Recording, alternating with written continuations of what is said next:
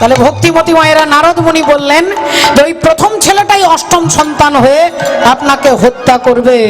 আর অমনি কংস ছুটে গিয়ে একটা নয়, দুটো নয়, পাঁচটা নয়, রাধে রায়। হ্যাঁ, সমীর ভাইয়ের ঠাকুমা, আমার শ্রদ্ধার পাত্র শ্রদ্ধা ঠাকুমার নাম আমি এই মুহূর্তে বলতে পারছি না। সমীর ভাই বলেছেন যে তার প্রথম গুরু, এই পথের তিনি প্রদর্শক এবং আলোক দর্শক করেছেন এই ঠাকুমা। ভাইকে এই রাস্তায় তিনি নিয়ে এসেছেন, আমি প্রণাম জানাই।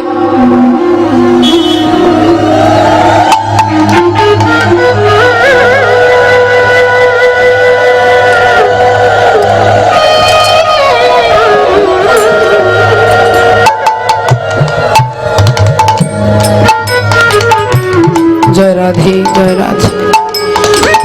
একটা নয়, দুটো নয়, পাঁচটা নয়, ছটা ছেলেকে মেরে ফেললেন। এইবার অপেক্ষায় আছে কংস, এরপরে সপ্তম সন্তান, আর তারপরে অষ্টম সন্তান। তাই সপ্তম সন্তান দাদা বলরাম, তিনি কিছুদিন পরে মা দেবকীর গর্ভে এলেন। বলরাম বলরাম, এ যে দাদা বলরাম, বলরাম বলরাম, দাদা বলরাম, বলরাম বলরাম, এ যে দাদা বলরাম, সত্যতে শঙ্কর শোন দাদা বলরাম, আমার ত্রেতাতে ধনুর ধরি লক্ষণ তোমার নাম, ত্রেতাতে ধনুর ধরি লক্ষণ তোমার নাম, বলরাম বলরাম, এ যে দাদা বলরাম, বলরাম বলরাম, এ যে দাদা বলরাম। দাদা বলরাম এলেন, আর সেই দাদা বলরাম তিনি রোহিণীর গর্ভে চলে গেলেন, দেবকীর গর্ভ থেকে রোহিণীর গর্ভে চলে গেলেন। কংস খবর পেল কি না, সপ্তম সন্তান গর্ভপাত হয়ে গেছে। সপ্তম সন্তান গর্ভপাত হয়ে গেছে, মরে গেছে। এবার আসবে অষ্টম সন্তান, অপেক্ষা করছে। দেখতে দেখতে ভাদ্র মাস, কৃষ্ণা অষ্টমী তিথি, রোহিণী নক্ষত্রে ভগবান আসছেন কংসের কারাগারে। তিমির বিদারি অলোক বিহারী, কৃষ্ণ মুরারি আগত, তিমির বিদারি অলোক বিহারী, কৃষ্ণ মুরারি আগত।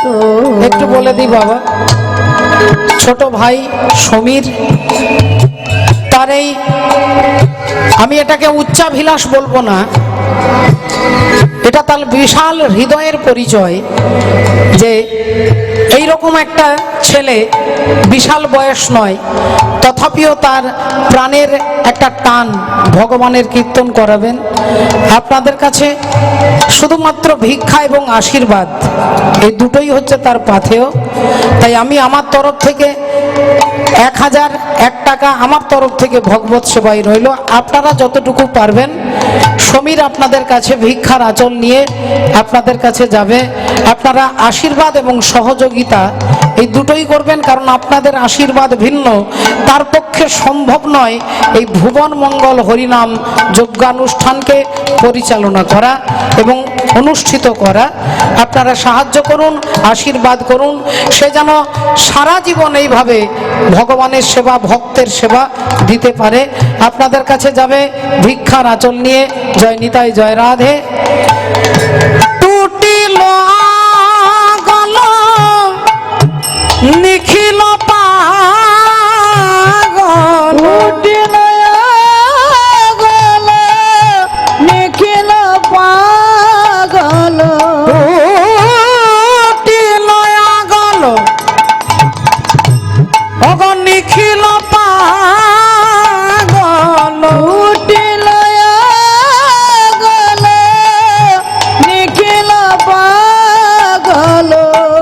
সর্বসহা আজি সর্বজয়ী ত্রিভীর বিদারি অলোক বিহারী কৃষ্ণ মুরারি আগত বহিছে উজান অশ্রু যমুনায় হৃদি বৃন্দাবনে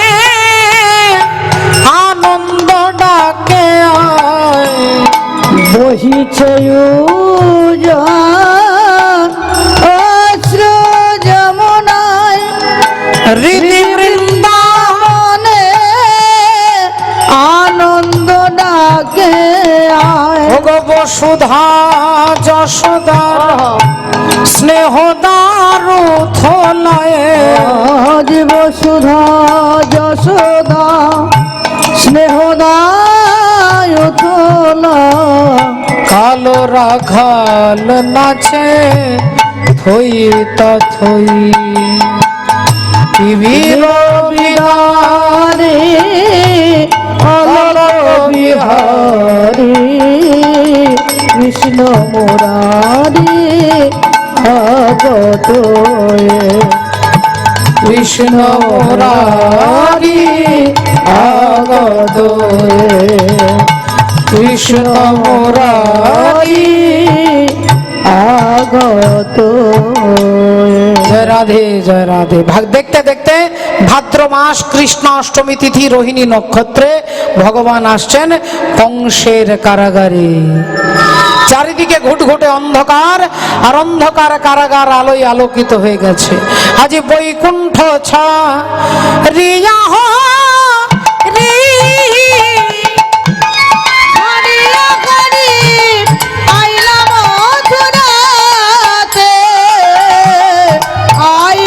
মথুরাতে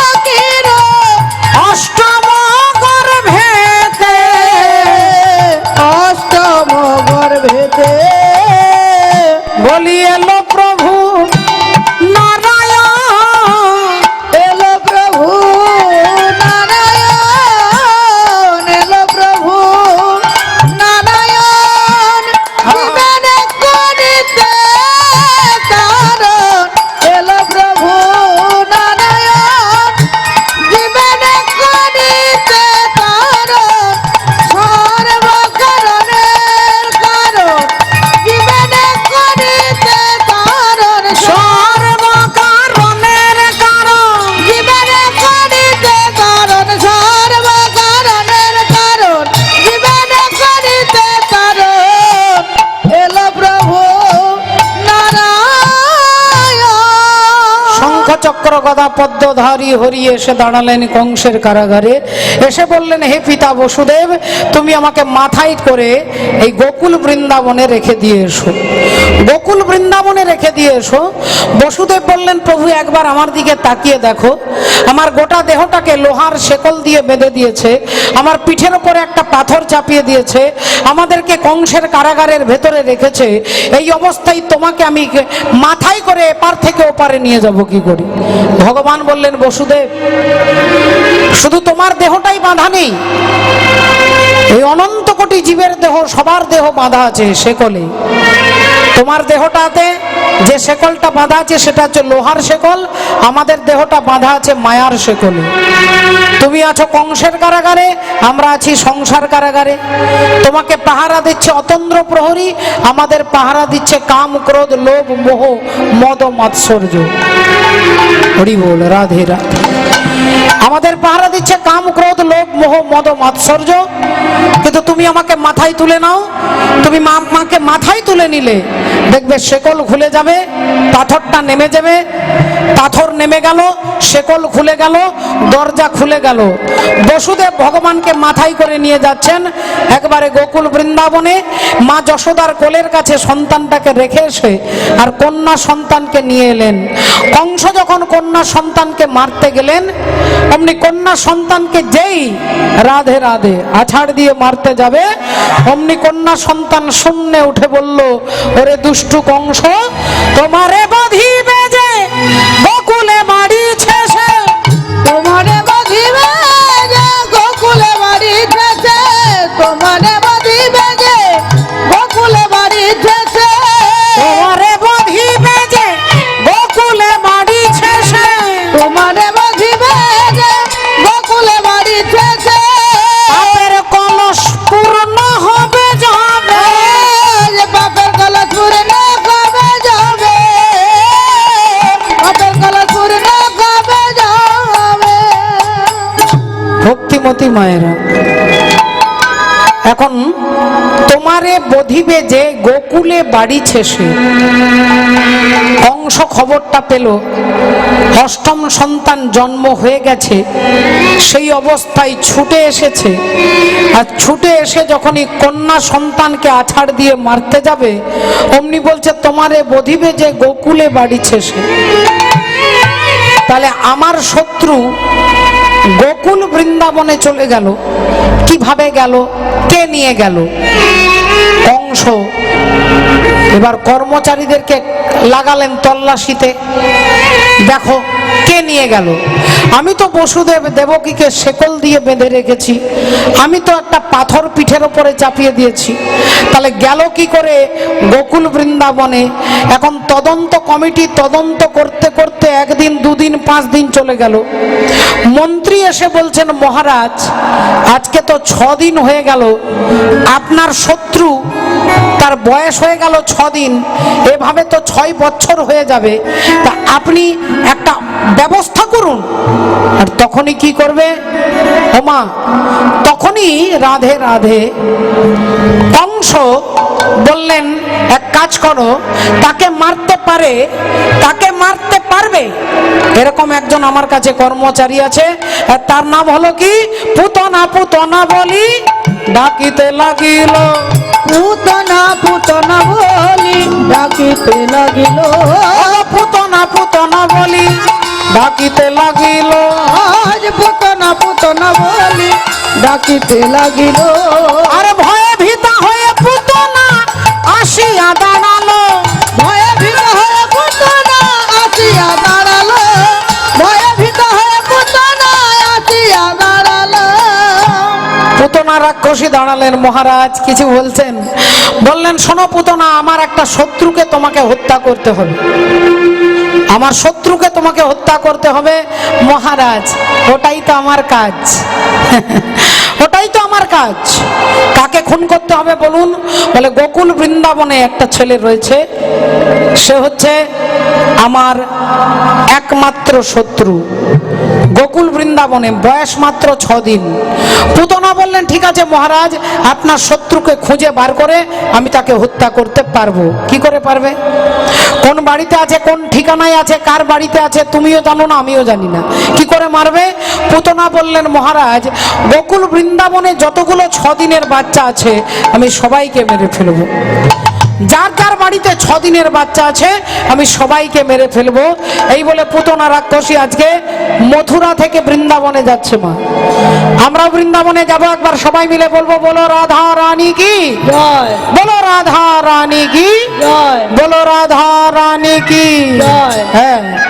सुनी है गोकुल नगरिया, ओ आजा आजा सवरिया, गोकुल नगरिया आजा आजा सबरिया, लिए गोकुल नगरिया आजा आजा सबरिया।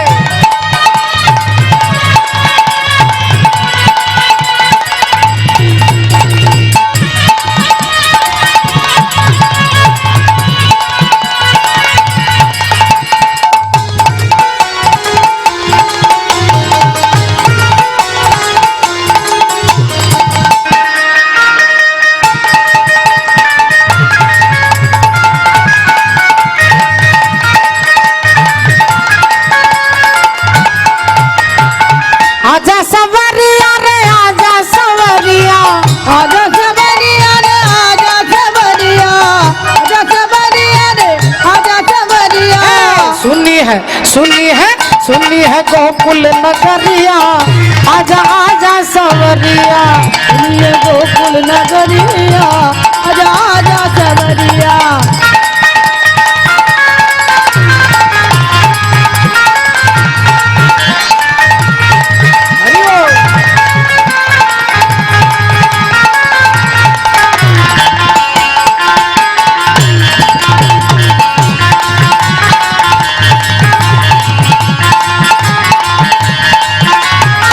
मेरो घर द्वार सखी तोरे हवाले मेरो घर द्वार सखी तोरे हवाले मेरो घर द्वार सखी तोरे हवाले मेरो घर द्वार सखी तोरे हवाले अरे तोरे हवाले तोरे हवाले तोरे हवाले तोरे हवाले मेरो घर द्वार सखी तोरे हवाले मेरो घर द्वार सखी तोरे हवाले छिन नाले कान्हा के वड़िया छिन नाले कान्हा के वड़िया आजा सवरिया ये गोकुल नगरिया आजा आजा सवरिया ये गोकुल नगरिया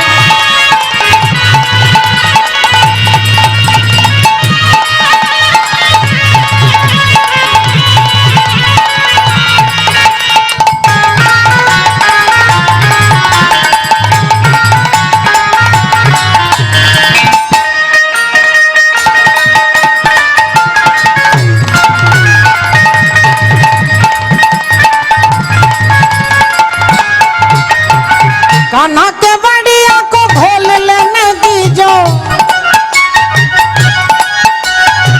कान्हा के वड़िया को खोल लेने दीजो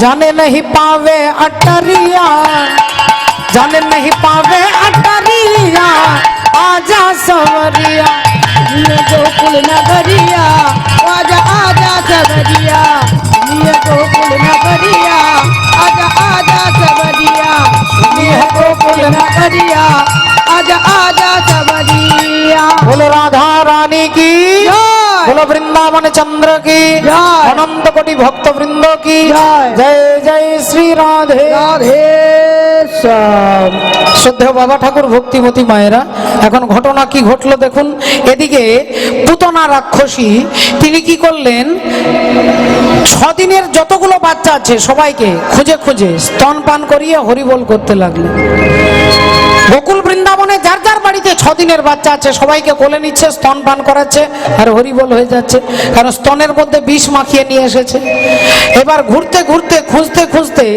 দেখছে একটা বাড়িতে এরকম বিরাট প্যান্ডেল হয়েছে প্যান্ডেলের একদিকে খাওয়া দাওয়া হচ্ছে একদিকে দান দক্ষিণা হচ্ছে একদিকে গান বাজনা হচ্ছে একদিকে যজ্ঞ হচ্ছে তা পুতনা রাক্ষসী জিজ্ঞাসা করলো আচ্ছা এই বাড়িতে কি হচ্ছে বলে নন্দ রাজার ছেলে হয়েছে আজকে 6 দিন এই 6 দিনে ষষ্ঠী পুজো হচ্ছে এখন যেই এ কথা বলেছে পুতনা ভাবলেন তাহলে এই বাড়ির ছেলেটাকেও তো মারতে হবে কারণ হতে পারে এই ছেলেটা আমাদের রাজা কংসের শত্রু হতে পারে তাহলে কি করে মারবো এখন পুতনা ভিড়ের মধ্যে ঢুকে গেছে ঘরে আর ভিড়ের মধ্যে ঘরে ঢুকে গিয়ে ঘরের ভেতরে ঢুকে গিয়ে রাধে রাধে ও মা এখন ভগবানকে খুঁজে বেড়াচ্ছে আর ভগবান মা যশোমতী ভগবানকে দোলনায় দোলাচ্ছে এখন পুতনা রাক্ষসী দেখছে কোন দিকে ছেলেটা আছে ডাইনে না বামে সামনে না পেছনে চারিদিকে খুঁজে বেড়াচ্ছে দেখছে একটা সুন্দর কালো রঙের ছেলে মুখে হাসি হাতে বাঁশি দোলনায় দুলছে অমনি পুতনা রাক্ষসী ছুটে আসছে সেই মা যশোদাকে বলছে ও দিদি দিদি গো বলছি দিদি একটু জল দেবে দিদি হ্যাঁ গরম পড়েছে তো হ্যাঁ। তোমাকে তো ঠান্ডা লোস না না না না না দিদি এমনি জল দিলেই হবে হ্যাঁ হ্যাঁ হ্যাঁ মা যশোদা বলছে তাহলে এক কাজ কর বোন তুই আমাকে দিদি বলেছিস তুই আমার বোন তুই আমার ছেলেটাকে একটু দেখ আমি এক্ষুনি তোর জন্য জল নিয়ে আসছি এখন ভগবানকে পুতনার উপরে দায়িত্ব দিয়ে মা যশোদা জল আনতে গেছে আর সেই অবস্থায় পুতনা রাক্ষসী ভগবানকে দোলনা থেকে কোলে তুলে নিয়েছে মাগো আর কোলে তুলে নিয়ে ঢাকা দিয়ে বলছে, এইবার ভাবছে ডান দিকে যাব না বাঁ দিকে যাব, সামনে না পেছনে, এই চিন্তা করতে করতে ভাবলেন একবারে ওপর দিয়ে আকাশ মার্গে উড়তে উড়তে যাব।